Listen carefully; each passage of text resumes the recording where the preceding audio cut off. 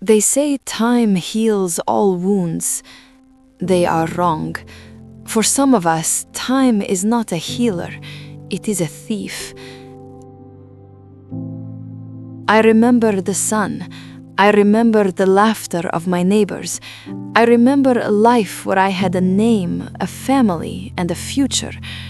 But that was before the bleeding began. 12 years.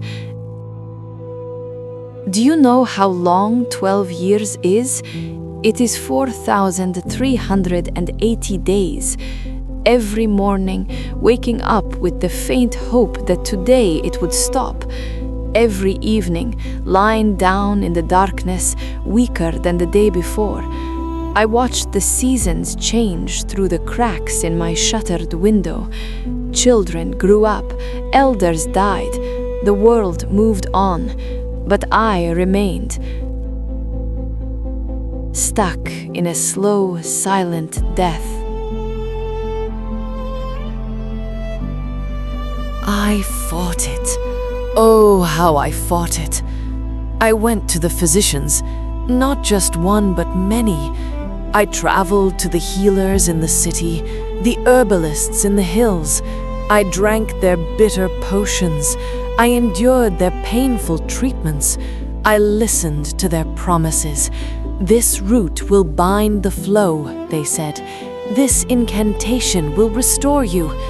I gave them my gold, then my silver, then the pearls from my mother's necklace. I spent all that I had. And the result? I did not get better. I grew worse. The sickness took my wealth, but the physicians took my dignity. I was left with nothing but a body that refused to heal and a soul that was beginning to rot. But the poverty was not the hardest part. The hardest part was the silence. According to the law of Moses, I was unclean. Anything I sat on was unclean. Anyone I touched was unclean.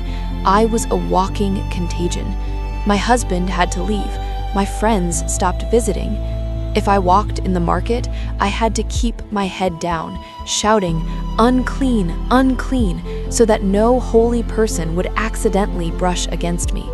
I became a ghost in my own city, invisible, untouchable. I hungered for a cure, yes, but more than that, I hungered for a touch, to be held, to be seen. But who would touch a dead woman walking? Then came the rumor. It drifted in through my window like a warm breeze in winter. They spoke of a man from Nazareth, a rabbi who did not fear the unclean.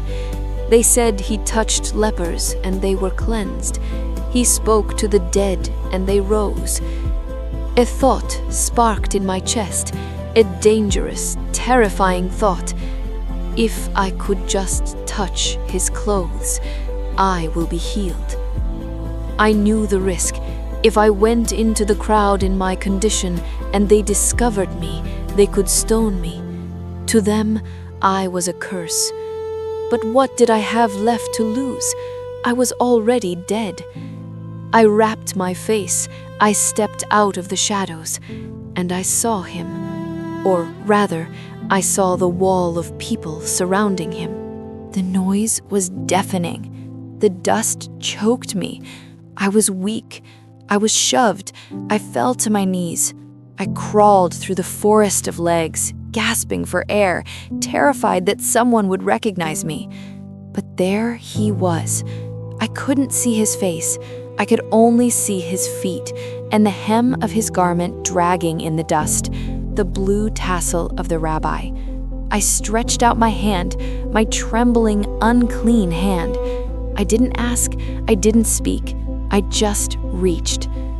My fingers brushed the fringe of his robe, and in that instant, the flow stopped. Not gradually, immediately. I felt it in my body, a surge of power, like lightning knitting me back together. The pain was gone. I tried to pull back into the shadows. I wanted to steal my miracle and run. But he stopped. The whole procession halted. His voice cut through the chaos. "Who touched me?" Peter laughed. "Master, the crowd is pressing against you." But Jesus said, "No, power has gone out from me." He turned. His eyes swept over the crowd, and they found me. I froze. The fear returned.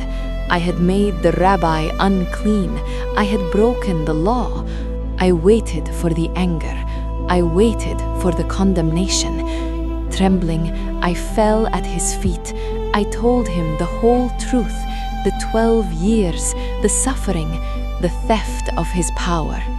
He looked at me, and for the first time in 12 years, I was not looked at with disgust. I was looked at with love. He did not call me woman. He did not call me unclean. He used a word he had never used for anyone else in the stories. "Daughter," he said. "Daughter, your faith has healed you. Go in peace." He didn't just heal my body. He healed my name. He restored me to the family of God. I was the woman who bled for 12 years. But he was the God who would bleed for eternity.